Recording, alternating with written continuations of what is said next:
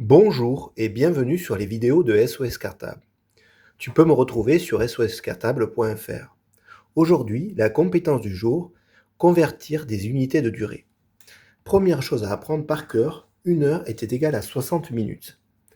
Nous allons travailler à partir de cette base-là. Deuxième chose à connaître évidemment, 1 minute c'est 60 secondes. Donc on remarque dans un premier temps qu'on est en base 60 et pas en base 10 comme d'habitude. Pour cela, il va falloir connaître la table de 60. 60 fois 0, 0, 60 fois 1, 60, 60 fois 2, 120, et ainsi de suite. J'ai continué jusqu'à 60 fois 11, mais on pourrait continuer jusqu'à l'infini. Alors, première partie, c'est la plus importante, on va s'occuper de transformer les heures en minutes.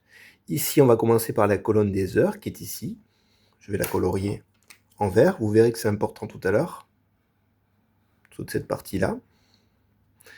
Et ici, on va avoir la colonne des minutes. Vous verrez que c'est également important tout à l'heure. La partie 1 est assez facile, il s'agit juste de lecture. Prenons au hasard 4 heures. 4 heures, on regarde à la table, 60 fois 4, ça donne 240 minutes. Très simple, c'est juste de la lecture, encore faut-il connaître sa table de 60.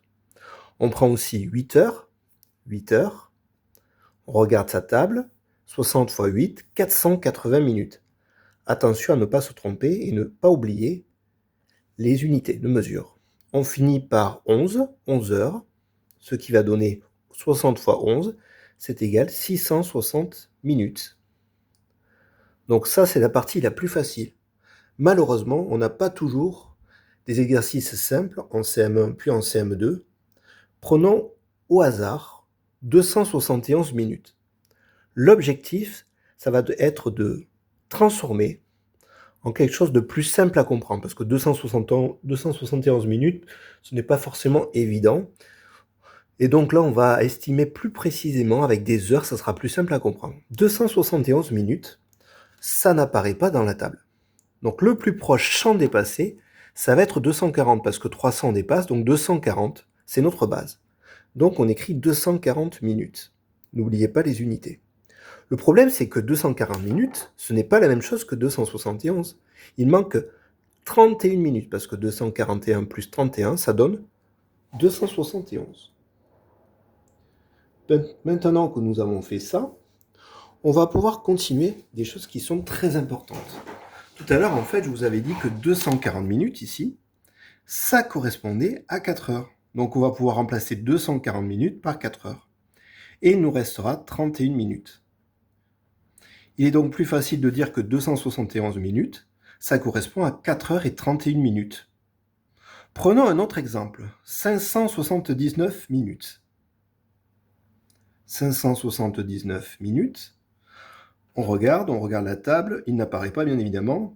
Le plus proche sans dépasser, ce n'est pas 600, c'est 540. Donc on part sur une base de 540 minutes. Plus, alors combien manque-t-il à 540 pour arriver jusqu'à 579? Il manque 39 minutes. Vérification, 9 et 0, 9, 4 et 3, 7, et 5. Maintenant, nous avons remarqué tout à l'heure que 540 minutes, c'était bien 9 heures, ce qui va donner 9 heures et 39 minutes.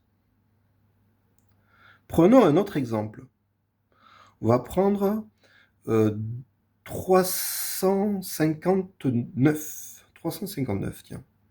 359 minutes.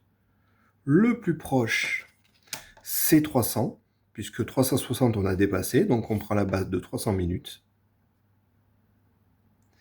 Plus, alors combien manque-t-il à 300 pour aller à 359? Il manque 59 minutes.